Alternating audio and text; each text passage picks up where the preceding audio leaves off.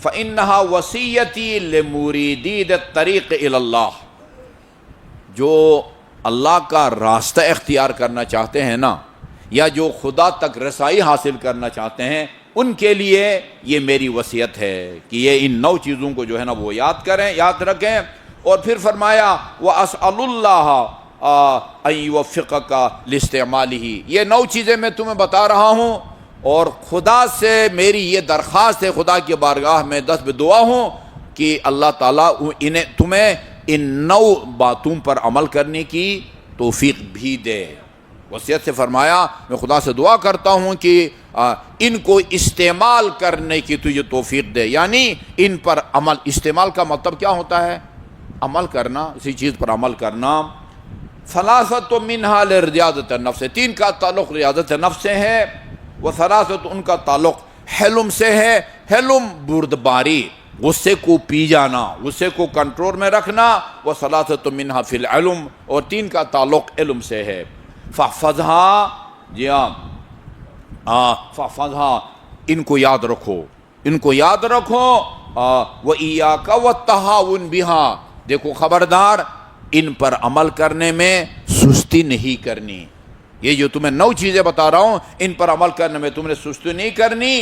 قال عنوان بصری کہتے ہیں کہ ففزعت قلبی لہو، میں سراپا جو ہے نا وہ گوش اور کان بن کے، یعنی اپنے دل کو ہر قسم کے خیالات، دل سے ہر قسم کے خیالات کو نکال کے تمام تر امام کی باتوں کی طرف میں نے توجہ دی، یعنی اپنے دل کو مکمل طور پر فارغ کر دیا تاکہ اور خیال نہ آئے، اور صرف امام کی جو ہے نا وہ ان وصیتوں کو یا نصیحتوں کو سنوں۔ اما اللواتی فی الریاضہ، فرمایا جہاں تک ریاضت کا تعلق ہے، تہذیب نفس و تزکیہ نفس ہے۔ تہذیب کا مطلب ہوتا ہے چھان بین، چھان بین، نفس کی چھان بین۔ چھان بین کا مطلب ہے کہ جو باتیں ناگوار ہیں ان سے بچو، جو خوشگوار ہیں، پسندیدہ ہیں، ان کو اپنانے کی کوشش کرو۔ تزکیہ یا تہذیب دونوں کا مطلب ایک ہے۔ یہ عجیب بات ہے، ایاک ان تأکل ما لا تشتہی ہے فإنہ یورث الحماقۃ والبلہ۔ یہ عجیب فارمولہ ہے امام علیہ السلام کا۔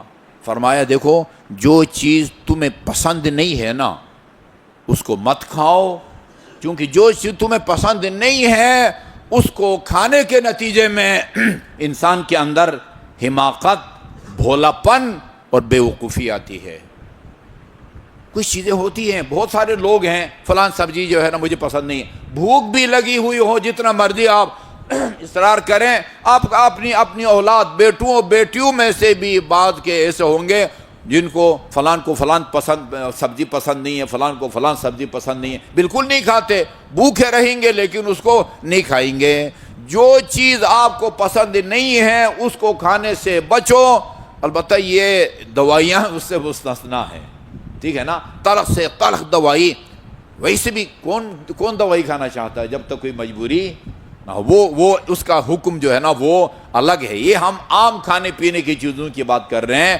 کوئی بھی شخص جو ہے وہ تلخ شربت یا گولی کھانے کے لیے تیار نہیں ہوتا، وہ پھر مجبوری ہے، وہ بچے کا منہ پکڑ کے زبردستی بھی اس کے منہ میں جو ہے نا وہ شربت کا چمچہ جو ہے نا وہ ڈال دیا جاتا ہے تاکہ اس کا کھانسی ٹھیک ہو جائے یا وہ بخار ٹھیک جائے۔ یہ ہم اس کی ابھی بات نہیں کر رہے۔ اس سے یورث الحماقۃ والبلہ، بلہ سادگی، روایات میں ہے ان اکثر اہل الجنت البلہا، جنتیوں کی اکثریت جو ہے نا وہ بھولے بھالے لوگوں کی ہوگی، ٹھیک ہے جی۔ یہ بھولا پن آتا ہے، سادگی آتی ہے انسان کے اندر۔ اچھا جی، اور یہ جو ہے نا وہ ایک چیز ہے، اور چونکہ اس کا یہ نقصان ہوتا ہے وَلَا تَأْكُلْ إِلَّا عِنْدَ الْجُوعِ، یہ آج کے ڈاکٹر بھی جو ہے اس سے تصدیق کرتے ہیں، کھانا تب شروع کرو جب تمہیں بھوک لگی ہوئی ہو، جب تک بھوک نہ ہو جو ہے نا وہ کھانے سے پرہیز کرو۔ وَلَا تَأْكُلْ إِلَّا عِنْدَ الْجُوعِ وَإِذَا أَكَلْتَ، اور جب کھاؤ تو حلال کھاؤ اور بسم اللہ پڑھ کے کھاؤ۔ حرام کھانے سے، ناپاک کھانے سے انسان کی دعا قبول نہیں ہوتی ہے۔ وہ روایت میں آپ کو سنا چکا ہوں، من اراد ان یستجاب دعوتہ، دعائیں ہم بہت مانگتے ہیں اور دعا مانگنے کا حکم بھی ہے، تاکید بھی ہے، دعا نہ کرنے کی مذمت بھی کی گئی ہے۔ فرمایا تم اگر یہ چاہتے ہو کہ تمہاری مانگی گئی دعائیں قبول ہوں تو یہ جو ذریعہ معاش ہے نا، نوکری، اس کو بھی جائز رکھو، اور جو کما کے لاتے ہو اس کو بھی پاک کر کے کھاؤ۔ 100% حلال کی کمائی سے آپ جاتے ہیں، ادھر سے مرغی خریدتے ہیں، مرغی والا وہ اس کو ذبح کر کے خونالود ہاتھوں کے ساتھ اس کی بوٹیاں بناتا ہے، آپ کی فرمائش کے مطابق پیس بنا کے دیتا ہے، اور خاتون خانہ کو ناپاک بوٹیوں کو پاک کرنے کا طریقہ نہ آتا ہو اور پکا کے زبردست کھانا آپ کو کھلا دے، نہ خاتون کی نماز قبول ہوگی، وہ دعا قبول ہوگی، نہ آپ کی دعا قبول ہوگی، نہ آپ کے بچوں کی دعا قبول ہوگی۔ اگر پتہ ہے کہ یہ ناپاک ہے، پھر دو نقصان ہے، حرام بھی ہے، بندہ گناہگار بھی ہے، حرام کھانا گناہ ہے، نجیس کھانا گناہ ہے، لیکن اگر لا علمی میں ناپاک چیز آپ کے حلق سے اتر گئی ہے، آپ گناہگار تو نہیں ہوں گے، لیکن اس کا قدرتی اثر یہ ہوتا ہے، جس طرح ایک جڑی بوٹی میں اللہ تعالیٰ نے یہ اثر رکھا ہوا ہے، وہ بخار کے لیے فائدہ مند ہے، فلاں کے لیے فائدہ مند ہے، اسی طرح وہ ناپاک خوراک کا یہ اثر ہے کہ وہ دعا کو قبول نہیں ہونے جو ہے نا وہ دیتا۔ جی ہاں، فرمایا کہ وہ ایسا کرو کہ حلال کھاؤ، وسمے، اور بسم اللہ پڑھ کے کھاؤ، وذکر حدیث رسول اللہ، اور جب بھی کھانا کھاؤ تو رسول خدا کا جو فرمان ہے اس کو ہمیشہ اپنے مد نظر رکھو، وذکر، یاد رکھو رسول خدا کے اس فرمان کو، ما ملأ آدمی وعاء شر من بطنہ، انسان اپنی زندگی میں جو برتن بھرتا ہے نا، پانی کے لیے گلاس بھرتے ہیں، چائے کے لیے کپ بھرتے ہیں، اور پتہ نہیں وہ چاول سے جو ہے نا وہ ڈش اور جو ہے اس کو آپ بھرتے ہیں، ڈونگا کو جو ہے نا وہ سالن یا حلوہ سے جو ہے نا وہ بھرتے ہیں۔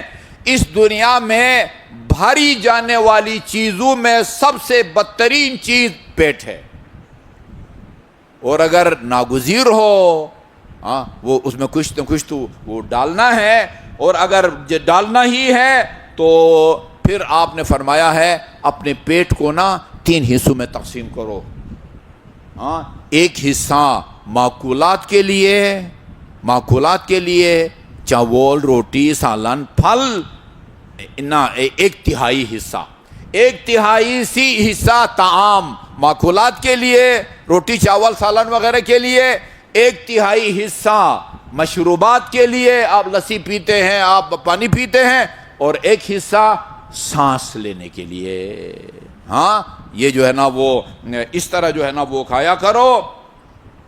اچھا جی، وَثُلُثٌ لِنَفَسِهِ، فے کو اگر آپ دیں گے زبر، وہ سانس کے معنی میں آتا ہے، اور اگر اس کو آپ جزم دیں گے، وہ نفس، کل نفس ذائقۃ الموت۔ امیر المومنین نے فرمایا وہ کل نفس کا، تیرا ہر سانس موت کی طرف ایک قدم ہے۔ نفس وہ سانس کو کہتے ہیں، اور نفس روح کو کہتے ہیں، کل نفس ذائقۃ الموت اسی سے ہے۔ اما اللواتی فی الحلم، جن کا تعلق حلم سے ہے، یہ چپٹر بڑا اہم اور نازک ہے، گردہ جگر چاہیے اس کے لیے نا، یہ مکارم اخلاق ہے اور غضب پر کنٹرول کا جو ہے نا وہ مرحلہ ہے۔ اما اللواتی فی الحلم، اور جس کا تعلق حلم سے ہے، فمن قال لک ان قلت واحدۃ سمعت عشرا، اگر کوئی تم سے یہ کہے نا، تم اگر میرے خلاف ایک بات کرو گے نا، ایک ناگوار بات کرو گے، تو مجھ سے جو ہے نا وہ 10 جو ہے نا ناگوار باتیں سنو گے۔ یہ کون سی بہادری ہے بھائی؟ یہ کوئی بہادری نہیں ہے۔ فرمایا ان قلت واحدا سمعت عشرا، تو ایک میری خلاف بات کرے گا تو مجھ سے 10 باتیں سنے گا۔ اگر کوئی شخص یہ کہتا ہے فقل، تم اس کے جواب میں یہ کہو ان قلت عشرا لم تسمع واحدا، تم اگر میرے خلاف 10 باتیں کرو گے نا تو اللہ نے مجھے وہ حوصلہ دیا ہے کہ تم مجھ سے ایک بھی ناگوار بات نہیں سنو گے. یہ اس کو یہ کہو. جی ہاں. اس کے بعد فرمایا ومن شتمک، اور جو میں کوئی سب و شتم کرے، برا بلا کہے، فقل لہ، اس کو کہو ان کنت صادقا فیما تقول، یہ جو تم نے میرے خلاف بات کی ہے اس میں تو اگر سچ بولتا ہے، میں خدا کی بارگاہ میں سوال کرتا ہوں کہ وہ مجھے بخش دے، وہ مجھے معاف کرے. اور اگر تو جھوٹ بولتا ہے تو پھر خدا کی بارگاہ میں سوال کرتا ہوں کہ خدا تجھے بخشے کہ جس نے تجھے جھوٹ بولا ہے اور مجھ پر جو ہے نا وہ تہمت یا وہ الزام وہ لگایا ہے. جی ہاں. اگر کوئی تمہیں یعنی بری باتوں کی جو ہے نا وہ دھمکی دیتا ہے، تم ہمیشہ نصیحت اور لحاظ کی باتوں کی جو ہے نا وہ باتیں کرو. اما اللواتی فی العلم، وہ 3 چیزیں جن کا تعلق علم سے ہے، اس میں جس کا تم نے خیال رکھنا ہے. فاسأل العلماء ما جہلت، جو مسئلہ آپ کو نہیں آتا نا اپنی طرف سے فیصلہ کر کے اس پر عمل مت کرو، خصوصاً عبادات میں. ویسے تو ہر کام میں جو ماہرین ہیں ان سے مشورہ کر کے انسان کو عمل کرنا چاہیے. کوئی کاروبار کرنا چاہتے ہیں، جو کاروبار میں تجربہ رکھتا ہے اس سے مشورہ کرو. آپ نے اپنا بیوی بچوں کا علاج کروانا ہو تو کسی ماہر سے مشورہ کرو، وہ اپنی جگہ ہے. یہاں یہ عبادات کی بات ہو رہی ہے. نماز کے بارے میں تمہیں کوئی شک ہو، روزے کے بارے میں کوئی شک ہو تو علماء سے پوچھ لیا کرو، اپنی مرضی سے یہ کام نہ کرو. ابھی چند دن پہلے ایک مومن آئے تھے، ابھی میں زیارات پہ گیا تھا، اس کے لیے بھی امام حسین علیہ السلام کے قبے کے نیچے ان کا نام لے کے ان کی شفا یابی کے لیے میں وہ دعا کر کے آ رہا ہوں. وہ ایکسیڈنٹ کے نتیجے میں ان کے وہ جو ہے نا وہ حرام مغز جو ہے وہ متاثر ہو گیا، کٹ گیا ہے. ان کے جسم کا نیچے کا حصہ جو ہے وہ کام نہیں کرتا. بلڈ سرکولیشن ہے لیکن کہتے ہیں وہ بظاہراً صحت مند لگتے ہیں. تو آقا میں وضو کے لیے کیا کروں؟ میں نے کہا آپ کا چہرہ ٹھیک ہے، دونوں بازو ٹھیک ہیں، سر ٹھیک ہے، کسی کی مدد لے لیں. وہ ٹب سامنے رکھیں، وہ پانی ڈالے اور آپ جو ہے نا وضو کریں، خود ہی پانی ڈالے وضو کریں. اچھا، اور آپ کا، میں نے پوچھا آپ کا ہاتھ پاؤں تک پہنچتا ہے؟ نہیں پہنچتا. کہا نہیں پہنچتا. جھکتا ہوں تو چونکہ وہ نیچے کے دھڑ میں جو ہے نا وہ طاقت نہیں ہے، میں گر جاتا ہوں، لہذا میں مسا گھٹنے کو اوپر کر لیتا ہوں، یہ زانوں کو اوپر کر لیتا ہوں. یہ اپنی رائے میں اس بیچارے نے، مومن ہے، متدین ہے، نماز گزار ہے، اس کو چاہیے کہ عالم دین سے پوچھے. میں نے کہا کہ یہ طریقہ صحیح نہیں ہے، میں آپ گھر جا کے شام کو آپ کو فون کر کے بتاؤں گا کہ آپ کو کیا کرنا ہے. خدا نہ خواستہ آپ کو بھی ایسی مجبوری پیش آتی ہے، آپ کو پتہ ہونا چاہیے. اس کو میں نے بتایا آپ منہ دھوئیں، دائیں ہاتھ دھوئیں، بائیں ہاتھ دھوئیں. پاؤں کا مسا، چونکہ آپ کا ہاتھ اپنا پاؤں تک نہیں پہنچ سکتا. اللہم صلی علی محمد وعلی محمد.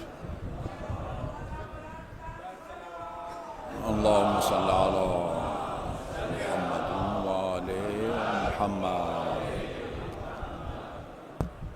چہرے کو دھوئیں، بائیں ہاتھ سے دائیں ہاتھ کو دھوئیں اور دائیں ہاتھ سے بائیں ہاتھ کو.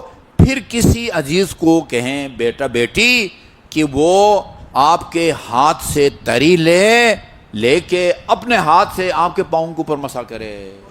وہ یہ طریقہ ہوتا ہے، ٹھیک ہے نا. اپنے خیال میں ایک شرعی فقہی مسئلہ جو ہے وہ آپ اس کا فیصلہ نہ کریں. چلیں جی اگر پاؤں تک نہیں پہنچتا ہے تو وہ گھٹنوں پر مسا کر لیتے، یہ صحیح. ذرا سا بھی شک ہو تو عالم دین سے پوچھ لیا کریں. جب بھی فاسأل العلماء ما جہلت، جو مسئلہ آپ کو نہیں آتا علماء سے پوچھ لیا کرو. وَإِيَّاكَ أَن تَسْأَلَهُمْ تَعَنُّتًا وَتَجُرْبَةً، عالم دین کا ٹیسٹ لینے کے لیے اور تجربے کے لیے جو ہے نا کبھی سوال مت کرو. جو مسئلہ نہیں آتا وہ پوچھو، جو مسئلہ آتا ہے صرف یہ معلوم کرنے کے لیے بھائی قبلہ صاحب کو کوئی آتا بھی ہے یا ایسے ہی جو ہے نا وہ ابا خبا پہن لیا ہے، نہیں، یہ کام مت کرو. یہ ٹیسٹ کے لیے یا تجربہ کے لیے جو ہے نا وہ سوال مت کرو. وَإِيَّاكَ أَن تَفْعَلَ بِرَأْيِكَ شَيْئًا، اپنی رائے اپنی مرضی سے کوئی کام جو ہے نا خصوصاً عبادات کے حوالے سے مت کرو.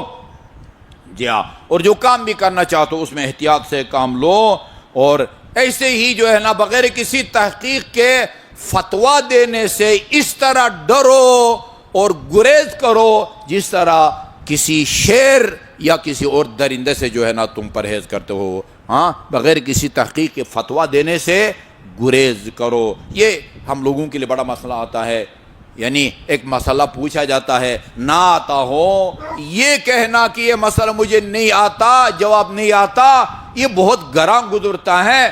اس میں انسان کو شرمانا نہیں چاہیے. امیر المومنین کا فرمان ہے، القول لا ادری نصف العلم. کوئی مسئلہ آپ کو نہیں آتا، لا علمی کا اظہار کرنا یہ بھی آدھا علم جو ہے نا وہ شمار ہوتا ہے. لہٰذا اگر نہیں آتا تو لوگوں سے کہ میں لائیو پروگرام کرتا ہوں ہر ہفتے کو، لائیو پروگرام میں میں کوئی امام معصوم نہیں ہوں، مجتہد نہیں ہوں. مسائل کچھ سوالات کے جواب یاد ہوتے ہیں، کچھ کے یاد نہیں ہوتے. جو یاد ہوتے ہیں ان کو بتا دیتا ہوں، جو یاد نہ ہو ان کو بتاتا ہوں کہ میں اس کا جواب اگلے پروگرام میں دوں گا. اس میں کوئی حرج نہیں ہے، آپ کی توہین نہیں ہوتی، آپ کی عزت میں اضافہ ہوتا ہے، آپ کی عزت میں تو اضافہ ہوتا ہے. جی ہاں، آخر میں فرمایا لا تجعل رقبتک للناس جسرا. اپنی گردن کو ایسا پل نہ بناؤ کہ جس کو اوپر چل کے لوگ جہنم میں جائیں. بات سمجھ آ رہی ہے؟ اپنی گردن کو ایسا پل نہ بناؤ کہ جس کے اوپر لوگ چل کے جہنم میں جائیں. کیا مطلب ہے؟ ایسی غلط باتیں بتاؤ، اس کے نتیجے میں وہ غلط کام کرے، غلط عبادت کرے، حرام کام کرے. تمہارے لا علمی یا غیر محتاط عمل کی وجہ سے تو نتیجے نکلے گا کہ تیری گردن گویا ایک پل بن گیا ہے جس کے اوپر جو ہے نا وہ سوار ہو کے لوگ جہنم میں جا رہے ہیں. بہت احتیاط کی ضرورت ہے. اللہ تعالی ہمیں جیسے اس شخص کے بارے میں دعا کی ہے، میں خدا سے دعا کرتا ہوں کہ وہ تمہیں ان ہدایات پر عمل کرنے کی توفیق عطا فرمائے. اللہ تعالیٰ ہمیں بھی امام کی ان ہدایات پر عمل کرنے کی توفیق عطا فرمائے. اعوذ باللہ من الشیطان الرجیم، بسم اللہ الرحمن الرحیم. والعصر ان الانسان لفی خسر الا الذین آمنوا وعملوا الصالحات وتواصوا بالحق وتواصوا بالصبر.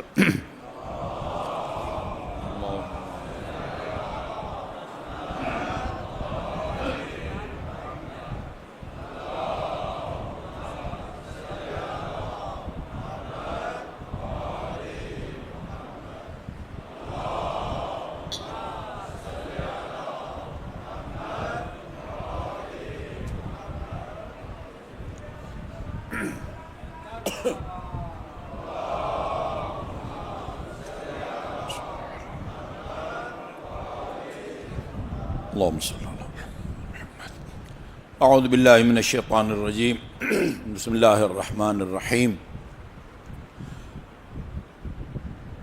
الحمد للہ رب العالمین والصلاة والسلام علی خیر خلقہ محمد وآلہ الطیبین الطاہرین، ولا سیما علی ابن امہ امیر المؤمنین علی بن ابی طالب علیہ الصلاة والسلام، وعلی ابنتہ الصدیقۃ الطاہرہ فاطمۃ الزہراء سیدۃ نساء العالمین، وعلی سبطیہ الحسن والحسین سیدی شباب اہل الجنہ، وعلی علی بن الحسین زین العابدین ومحمد بن علی الباقر وجعفر بن محمد الصادق وموسى بن جعفر الكاظم وعلي بن موسى الرضا ومحمد بن علي التقي وعلي بن محمد النقي والحسن بن علي العسكري والخلف الحجة المهدي المنتظر. اللهم عجل فرج وسهل مخرجه ليملأ الأرض قسطا وعدلا كما ملئت ظلما وجورا واللعن الأبدي على أعدائهم أجمعين. اما بعد فقال اللہ الحکیم بسم اللہ الرحمن الرحیم. وَلَقَدْ أَرْسَلْنَا رُسُلَنَا بِالْبَيِّنَاتِ. درود بھیجئے محمد وآل محمد پر. اللہم صلی علی محمد وآل محمد. ہمارا عقیدہ ہے اور تمام مسلمانوں کا بھی کہ اللہ تعالیٰ نے جس کو بھی اپنا نمائندہ بنا کے بھیجا ہے، اللہ کے نمائندے ہمارے عقیدے کے مطابق 3 ہیں جن کو اس نے نمائندہ مقرر فرمایا ہے. یا نبی ہے، یا رسول ہے، یا امام۔ باقی مسلمانوں کے نزدیک الہی نمائندے جن کو خدا مقرر کرتا ہے وہ نبی ہے اور رسول ہے۔ امام اور امامت یہ باقی مسلمانوں کے نزدیک یہ کوئی خداداد منصب نہیں ہے۔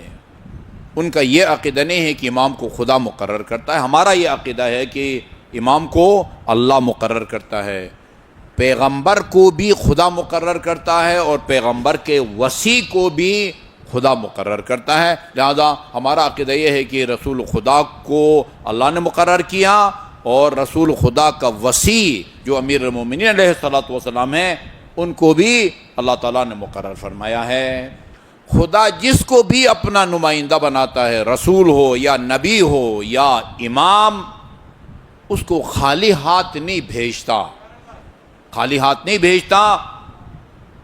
اس کے پاس اس بات کا ثبوت ہوتا ہے کہ میں خدا کا بھیجا ہوا ہوں، میں خدا کی طرف سے مقرر کردہ ہوں۔ اس کو عقائد کی زبان میں معجزہ کہتے ہیں، معجزہ۔ وَلَقَدْ أَرْسَلْنَا رُسُلَنَا بِالْبَيِّنَاتِ، ہم نے جس کو بھی رسول بنا کے بھیجا ہے ان کو معجزات دے کے بھیجا ہے۔ جس زمانے میں جس معجزہ کی ضرورت تھی، حالات جس قسم کے معجزات کا وہ متقاضی ہوتے تھے، ایسے معجزات دے کے اللہ تعالیٰ نے اپنے نبیوں کو بھیجا ہے۔ ہمارے آخری نبی حضرت محمد مصطفیٰ صلی اللہ علیہ وآلہ وسلم کو اللہم صلی اللہ محمد دو قسم کے معجزات دے کے بھیجا ہے۔ کچھ معجزات وقتی تھے، جو زندہ تھے رسول خدا کے زمانے میں، انہوں نے اپنی آنکھوں سے دیکھا، چاند کو دو ٹکڑے ہوتے ہوئے دیکھا، سنگریزوں کو اپنے ہاتھوں پر تسبیح پڑھتے ہوئے دیکھا۔ اچھا جی، وہ درخت کو جڑوں سمیت اکھڑ کے آپ کے سامنے آ کے کھڑے ہوتے ہوئے دیکھا۔ وہ وقتی معجزے تھے، وقتی معجزے۔ درندے آپ سے باتیں کرتے تھے، درندے جدھر سے گزرتے تھے وہاں کی در دیوار، پتھر اور درخت کے پتے آپ کو سلام کرتے تھے۔ ایک معجزہ ابدی ہے، اس زمانے میں بھی معجزہ تھا، آج بھی معجزہ ہے، قیامت تک بھی معجزہ رہے گا، اور وہ قرآن مجید ہے۔ اسی طرح ہمارے عقیدے کے مطابق خدا نے جس کو امام مقرر فرمایا ہے اس کو بھی معجزہ دے کے بھیجا ہے، کرامت کہیں یا معجزہ۔ امام جعفر صادق علیہ السلام کو اللہ تعالیٰ نے معجزات دیے ہیں۔ اللہم صلی اللہ محمد وعلی محمد۔ ہماری کوشش ایسی ہونی چاہیے کہ وہ ہمارا جو خطاب ہے، ہماری گفتگو ہے، وہ چاہے فضائل کے حوالے سے ہو، اخلاقیات کے حوالے سے ہو، حتیٰ مجلس اعضاء کے مصائب تک تمام مسلمانوں کے لیے قابل قبول ہوں۔ آپ یہ نہ سمجھے کہ یہ جو ہم اہل بیت اطہار کے مصائب پڑھتے ہیں، خصوصاً واقعہ کربلا کا واقعہ یا وقوف اور شام کے راہوں اور زندانوں کے واقعات، یہ صرف ہماری کتابوں میں نہیں ہیں، یہ تمام کی تمام باتیں اہل سنت علماء کرام کی باتوں میں بھی ہیں۔ آپ نے سنا ہوگا علماء کرام جو محرم کے دنوں میں اہل سنت کے علماء کرام مصائب پڑھتے ہیں اور زار زار گریہ ہوتا ہے، زار زار اہل سنت مجمع وہ پڑھنے والا خطیب سمیت جو ہے نا وہ رو رہا ہوتا ہے۔ کوشش کریں کہ ایسی روایات بیان کی جائیں، وہ کرامات ہوں، فضائل ہوں یا مصائب جو تمام مسلمانوں کے لیے قابل قبول ہو، یعنی شیعہ کتابوں میں بھی موجود ہوں اور سنی کتابوں میں بھی موجود ہوں۔ یہ حدیث جو میں آپ کے سامنے بیان کرنے لگا ہوں، یا امام جعفر صادق علیہ السلام کی کرامت یا معجزہ، اس کو ملا جامی نے اپنی کتاب شواہد النبوہ میں لکھا ہے۔ یہ اہل سنت کے ان صف اول اور پائے کے علماء میں شمار ہوتے ہیں جو امام زمان کی ولادت کے قائل تھے۔ اکثر کہتے ہیں ابھی پیدا نہیں ہوئے، پیدا ہوں گے، اللہم صلی اللہ محمد وعلی محمد، لیکن آیت اللہ لطف اللہ صافی ان کی کتاب جو منتخب الاثر فی احوال الامام الثانی عشر ہے، جس کا اردو ترجمہ جمال منتظر کے نام سے ہوا ہے، انہوں نے 60 سے 65 بڑے بڑے علماء کے حوالے دیے ہیں جو ہماری طرح امام زمان اجل اللہ تعالیٰ فرجہ شریف کی ولادت کے قائل تھے. ان میں ایک ملا جامی ہے.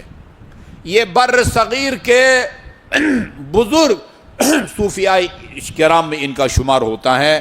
ان کی کتاب ہے شواہد النبوہ. امام زمان کی ولادت کے واقعے کو لکھا ہے. کہا امام علیہ الصلاۃ والسلام نے ولادت کے فوراً بعد اس آیے کریمہ کی تلاوت فرمائی. وَنُرِيدُ أَن نَّمُنَّ عَلَى الَّذِينَ اسْتُضْعِفُوا فِي الْأَرْضِ وَنَجْعَلَهُمْ أَئِمَّةً وَنَجْعَلَهُمْ الْوَارِثِينَ. یہ بھی لکھا ہے. اور لکھا آپ کے پشت کے اوپر یوں لمبائی میں یہ آیے کریمہ بھی درج تھی. جاء الحق وزهق الباطل ان الباطل کان زہوقا. وہ امام جعفر صادق علیہ السلام کے حالات زندگی میں یہ لکھتے ہیں کہ ایک بندہ جو جبل کے علاقے کا رہنے والا تھا اور ہر سال وہ بیت اللہ کا حج کیا کرتا تھا. بیت اللہ کے حج سے فارغ ہونے کے بعد جب مدینہ آتا تھا زیارات کے لیے، وہ جتنے دن مدینے میں رہتا اس کا قیام امام جعفر صادق علیہ السلام کے گھر ہوتا تھا. ایک سال امام سے خدا حافظی کرتے وقت 10,000 درہم امام کی خدمت پہ پیش کیے اور کہا کہ مولا آئندہ سال تک نا اس 10,000 درہم سے کوئی چھوٹا موٹا جو ہے نا وہ 1-2 بیڈ کا جو ہے نا وہ مجھے وہ مکان خرید دیں تاکہ آپ کو تکلیف نہ دوں اور جتنے دن مدینے میں رہوں اپنے گھر میں رہوں. امام نے فرمایا ٹھیک ہے. اگلے سال جب آیا حج سے فارغ ہو کے امام کی خدمت میں، پوچھا فرزند پیغمبر کوئی ہمارے لیے مکان کا بندوبست ہوا ہے؟ کہا ہاں بندوبست ہو گیا ہے. کہاں؟ حرم کے نزدیک یا کہیں دور؟ فرمایا میں نے تمہارے 10,000 میں جنت میں تمہارے لیے مکان خرید لیا ہے، بہشت میں. بہشت میں مولا بہشت تو بہت لمبی چوڑی ہے، اس کی تو صرف قرآنی آیات کے مطابق اس کی صرف چوڑائی زمین اور آسمان کے برابر ہے. وہ جنت میں کہاں وہ خریدا ہے؟ کہا تمہارے مکان کا جو حدود 4 ہے نا، مغرب، مشرق، شمال، جنوب، وہ رسول خدا امیر المومنین امام حسن اور امام حسین کے مکان کی دیواروں کے ساتھ جو ہے نا وہ ملتا ہے. کہا یہ ہماری کتابوں میں بھی ہے، مناقب شہر آشوب میں بھی ہے اور شواہد النبوہ میں مولا جانب اس نے بھی لکھا ہے. اس نے کہا مولا کوئی کاغذات مل سکتے ہیں کہ بھئی یہ ان کو دکھاؤں تو ادھر جو ہے نا وہ مجھے قبضہ مل جائے. آپ نے لکھ بسم اللہ الرحمن الرحیم، کہا کہ یہ صادق آل محمد جو ہے وہ فلان کو وہ جنت کے جو ہے نا وہ مکان کے کاغذات کے ہیں، رجسٹری کے ہیں یا انتقال. امام سے لے کے اپنے گھر گیا اور اپنے بچوں سے کہا کہ دیکھو یہ میرے جنت کے کاغذات ہیں، جب میں مر جاؤں تو اس کو میرے کفن میں لپیٹ کے میرے ساتھ قبر میں دفن کر دو تاکہ یہ ان کو دکھا کے جنت میں اپنے مقام کا قبضہ لے سکوں. اس کا انتقال ہوتا ہے، بیٹے باپ کی وصیت پر عمل کرتے ہیں اور اس کو سپرد خاک کرتے ہیں کاغذات سمیت. اگلے دن جب وہ قبرستان پر جاتے ہیں تو قبر کے اوپر یہی کاغذات موجود تھے اور اس کے پر لکھا ہوا تھا قسم کے ساتھ واللہ لقد وفانی جعفر بن محمد الصادق علیہ السلام، خدا کی قسم صادق آل محمد نے جو وعدہ کیا تھا وہ پورا ہو گیا ہے، جنت میں مجھے مکان کا قبضہ مل گیا ہے. البتہ اللہم صلی اللہ محمد وآل محمد. ملا جامی نے یہاں تک لکھا ہے، ملا جامی نے یہاں تک لکھا ہے. ہماری کتاب میں لکھا ہوا ہے کہ امام علیہ السلام کو اپنے اس مخلص صحابی پر یا دوست پر اتنا اعتماد تھا، یہ 10,000 درہم امام علیہ السلام نے مدینے کے اولاد حسن اور اولاد حسین کی جو غریب جو ہے نا وہ اولاد تھی ان میں تقسیم وہ کیا تھا. اس کے نتیجے میں اللہ تعالیٰ نے جنت میں اس بندے خدا کو وہ گھر دیا ہے. یہ کام کوئی بھی کرے، وہ اولاد پیغمبر کی اگر آپ مدد کرتے ہیں اللہ تعالیٰ آپ کو جنت میں اہل بیت اطہار رسول اکرم امیر المومنین اور امام حسن اور امام حسن کے جوار میں مقام عطا فرماتا ہے جو بھی یہ کام کرے.